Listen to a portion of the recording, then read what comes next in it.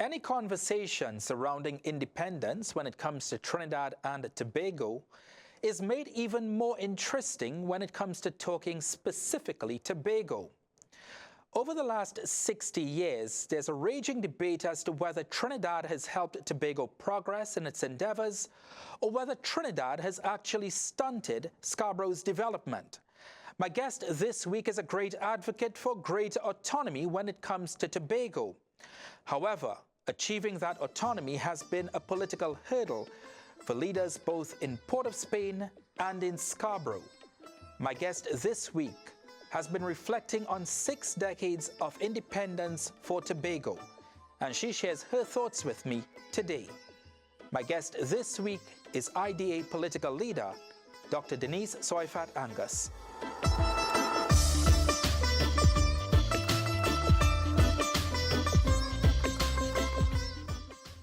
Dr. Denise Tsoiafatt Angus, welcome to the program. Good afternoon, and thank you for having me. Dr. Angus, when it comes to independence in Trinidad and Tobago, Tobago always makes for a very interesting discussion as it pertains to both autonomy and independence. But let's start with independence. Over the last 63 years, how did independence change everyday life on the island of Tobago? Well, although independence in 1962 was a constitutional milestone for the country, in Tobago it felt less like a dramatic break experienced as how they experienced it in Trinidad, um, and more like a slow, uneven shift in daily life.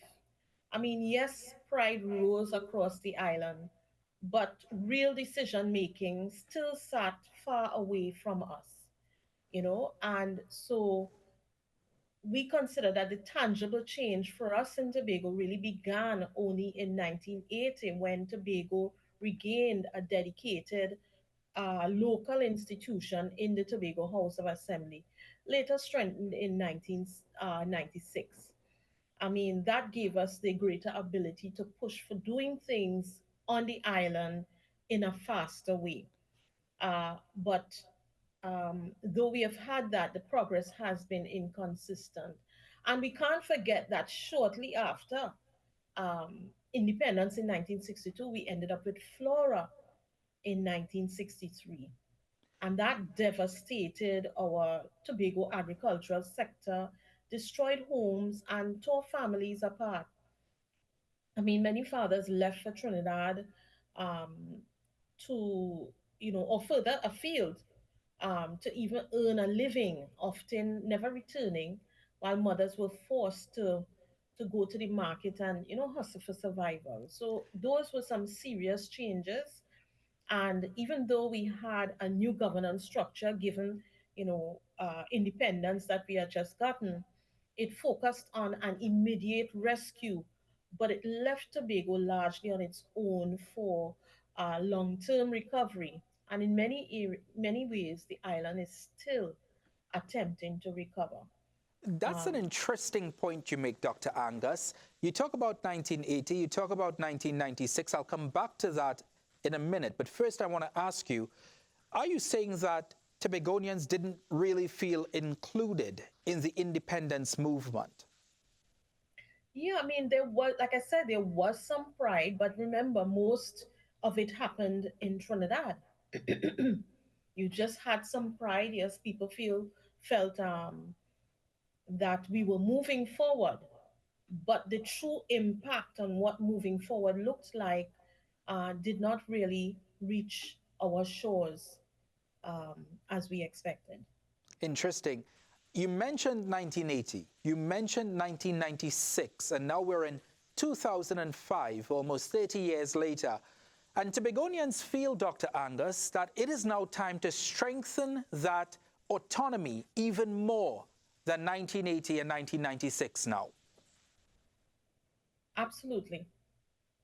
The autonomy does need to be strengthened because we have not um, been able to fully express who we are for a number of reasons.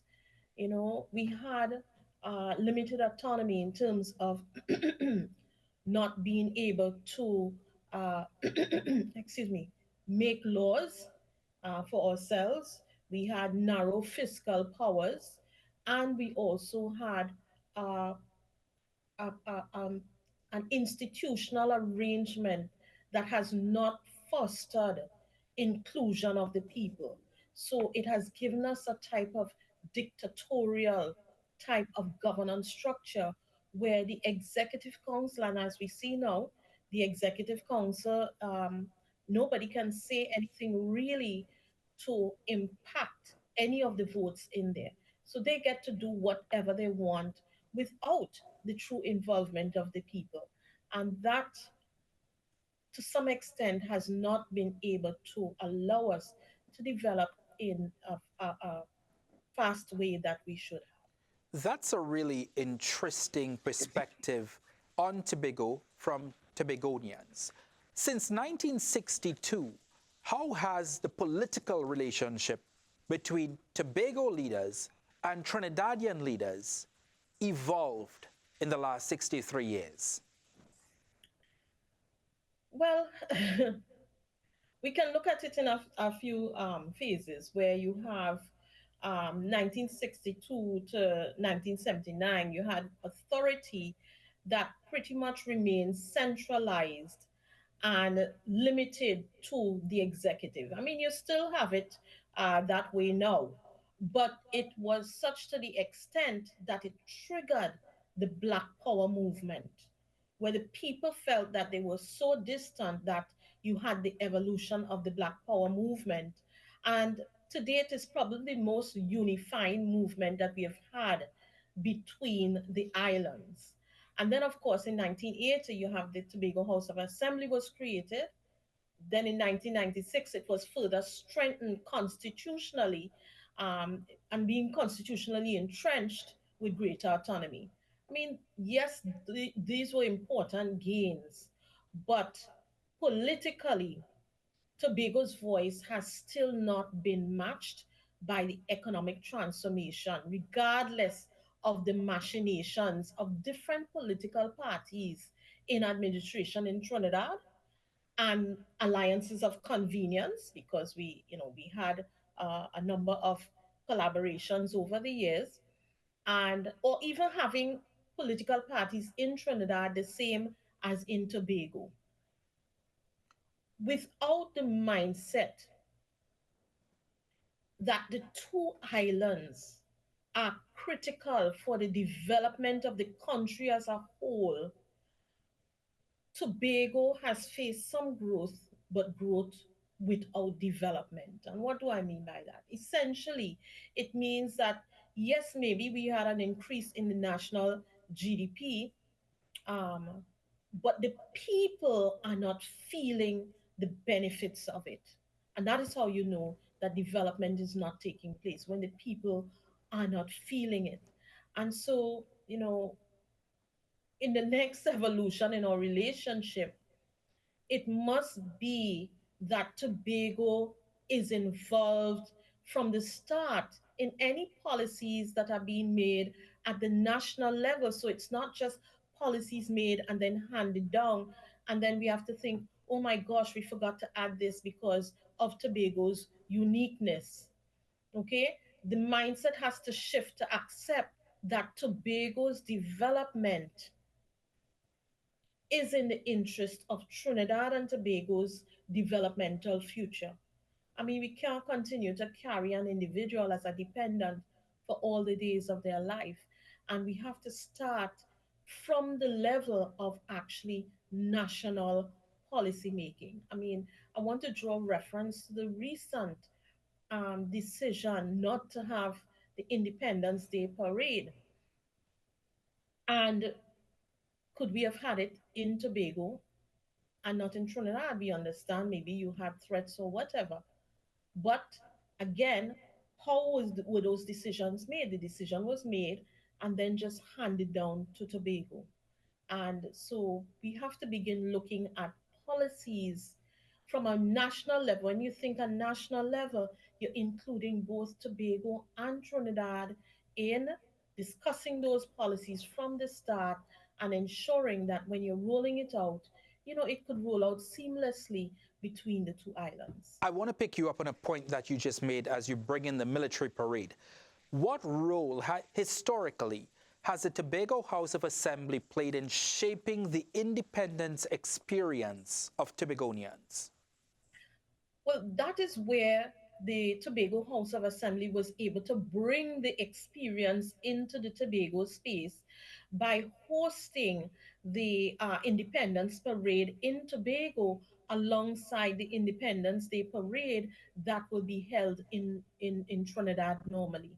And so that would have occurred from year to year.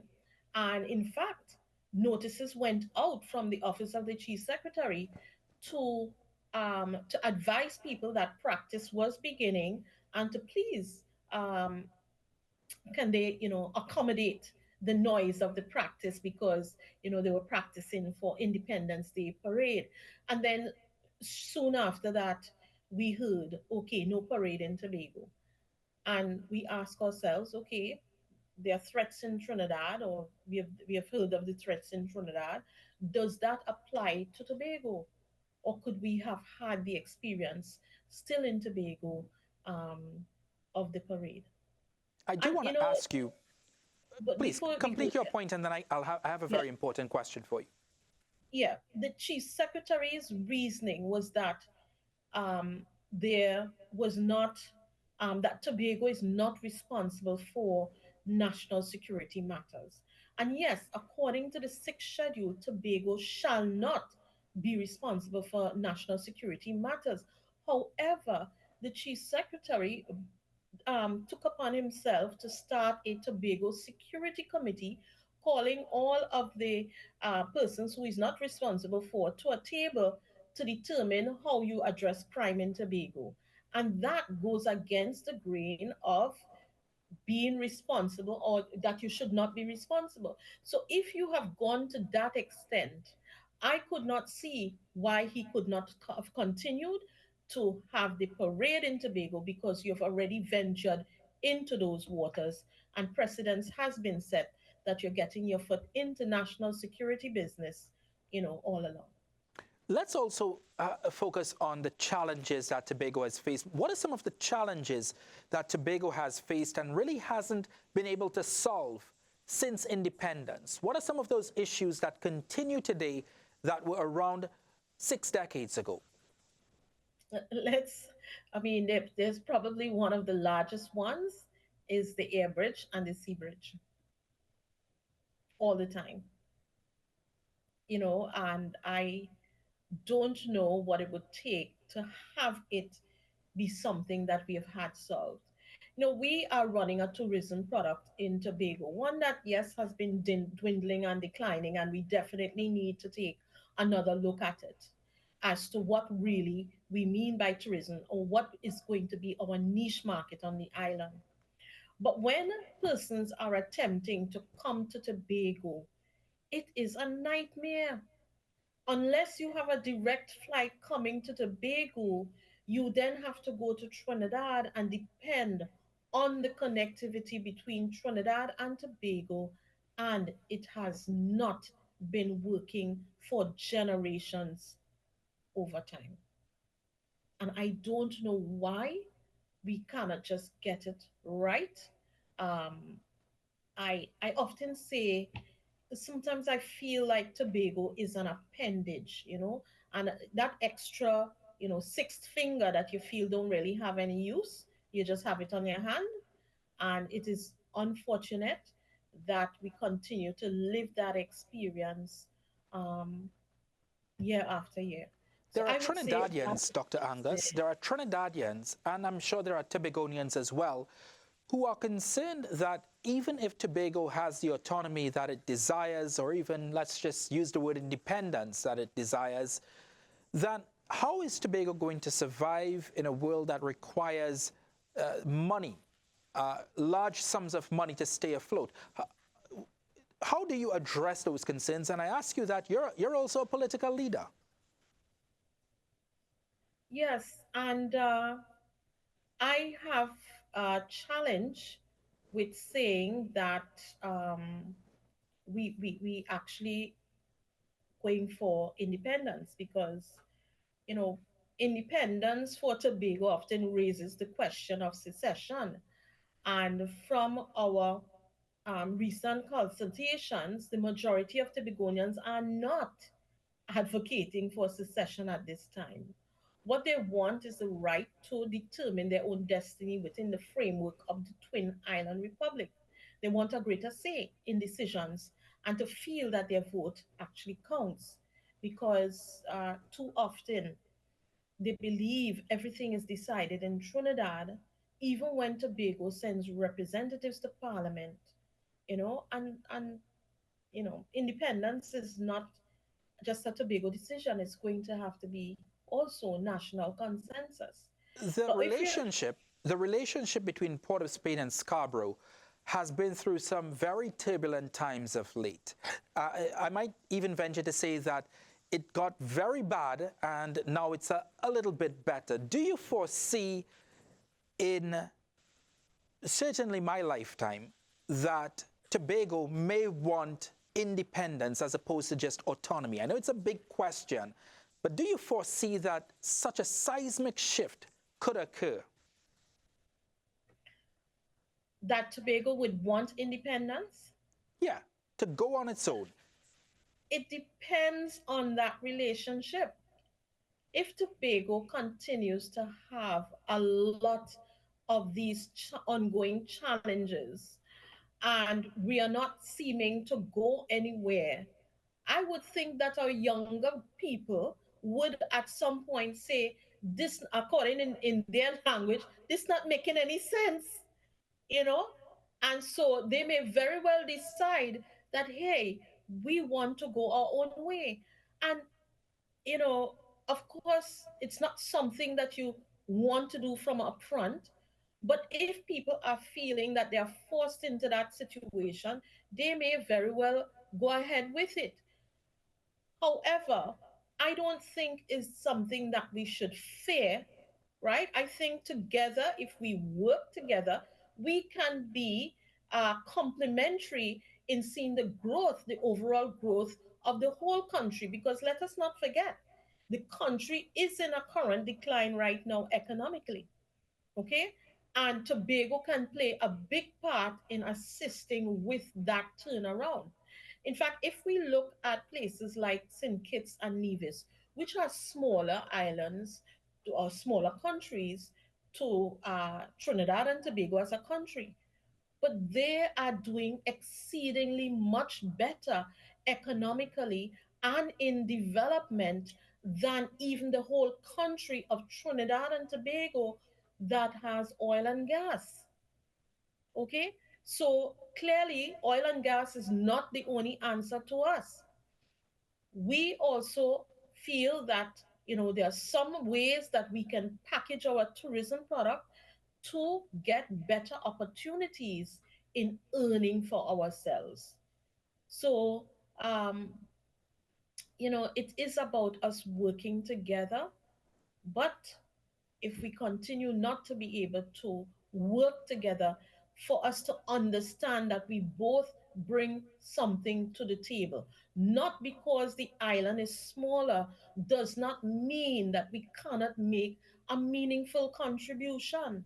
I mean, everyone continues over the years. We scathe the issue concerning the oil and gas in whose waters it lies, whether it's Tobago waters, whether it's Trinidad waters. Yes, we know it's Trinidad and Tobago. But if you were to separate them, where exactly are those oil fields found? But again, Tobago, given its pristine environment, and the fact that we know that oil and gas is no longer bringing to us the economic values and development that we want to see in a predictable way, and that we must diversify, Tobago has the opportunity to tap into those other initiatives and be in a better place and be able to contribute meaningfully to the national purse. Dr. Angus, how has Tobago's economy changed since independence? Uh, hmm. Tobago's economy has, I would say, remained a bit stagnant. Yes. And even in the last 20 years, has continued a further decline. If you look at the numbers statistically, where Tobago is now is a little bit of less than where the Trinidad and Tobago economy began when it gained independence. And so we have to focus on where do we go, how do we grow from there, because we cannot continue with the continual decline that we've had over the last 20 years and even further over the last, I would say, the 4 years, it's continued to slip even further. And we have a number of challenges where that is concerned because uh, right now, everybody in Tobago likes to talk about why can't we be like Singapore? Singapore is much smaller, but they're much more advanced. Well, there are few lessons that we can learn from that.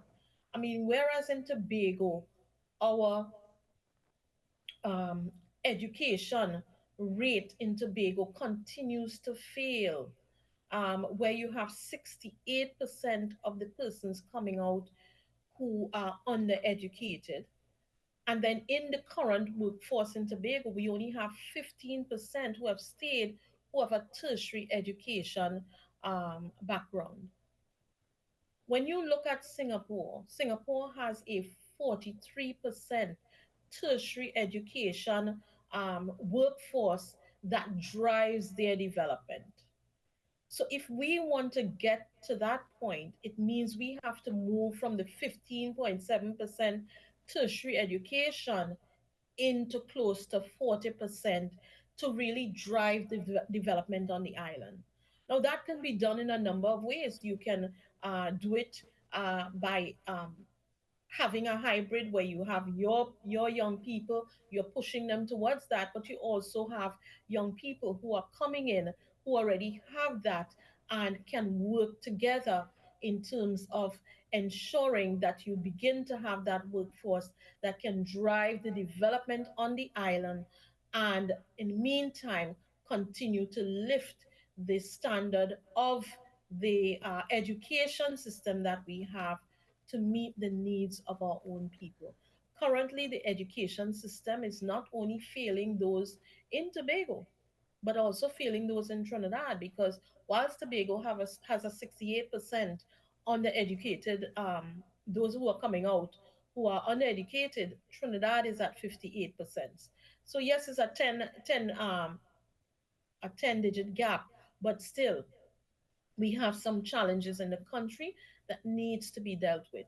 Our education system has to be made more relevant to deal with every child. Right now, it doesn't do that. Do you feel that Tobagonians were a little bit surprised that the first Tobagonian Prime Minister, as in Prime Minister Dr. Keith Rowley, after his term as Prime Minister, 2 consecutive terms, that the relationship with Tobago seemed to have sunk to a new low, as opposed to having a Tobagonian Prime Minister and ultimately Tobago benefiting in in a greater way? Do you feel Tobagonians were surprised by that? I think I think what you had unfortunately was a clash of male egos. You had a chief secretary who came in who had his own level of arrogance coming in. You had a prime minister who was there who also had his own level of arrogance. And what you had was a clash. And while the elephants are fighting, the grass and the people got trampled. And I think that is what happened. I think if we had to hang it, we have to hang it on both of them for the stagnation of the people of Tobago over the last 4 years. And it is under also his watch that you had a total decline of the economy. That decline of the economy also affected the Tobago space. So we cannot ignore those factors as key factors in the acrimony between the two islands. You're a medical doctor, retired now, Dr. Angus, and you're also now a political leader. You've served in the THA as presiding officer. You've served Tobago for a number of decades, and you've outlined quite clearly how Tobagonians feel and the push for autonomy and the reasoning behind that push for autonomy. During these Independence Day celebrations and as we mark the 63rd anniversary, do you feel that because Tobagonians have felt backbenched for the last 6 decades, that affects their patriotism to Trinidad and Tobago? You know, interestingly enough, it doesn't. Um, I believe that Tobagonians really want to see this relationship work. After decades, they continue to try and they continue to want and they continue to be committed to the relationship, even though it has not borne the level of fruit that you expected it to bear over the last uh, um, number of decades. So, like I said before, it is going to take a lot. You know, there's a term that says the straw that breaks the camel's back. It would be interesting to see which straw would break the camel's back in terms of Tobagonians finally saying enough is enough, and might as well we see what we can do for ourselves. Uh, but I think that will be an absolute last resort. I think people are still committed to working together, but we have to begin seeing a difference. We have to begin understanding, both in Trinidad and in Tobago, that we have to start working together. And working together does not mean you instruct me in Tobago as to what to do. It means that we are sitting in rooms, our people are sitting in rooms, coming up with policies that favor both islands from the start. I want to give you an example. I remember a number of years ago when they did the ban on hunting and they extended the hunting ban from 1 year to about 2 years. And that, to this day, that has affected Tobago. I think it's over 10 years now. It has affected Tobago. Why?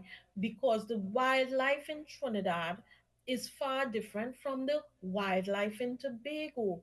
And so, whilst they extended the hunting ban in Trinidad that favored their endangered species, in Tobago we had an overgrown of the cockricoa, of the different types of pests and birds that are now, frustrating the farmers because they have now overgrown. They're attacking, all of the farmers' produce, and it is a huge challenge. So that is what I mean when we sit down to plan policies.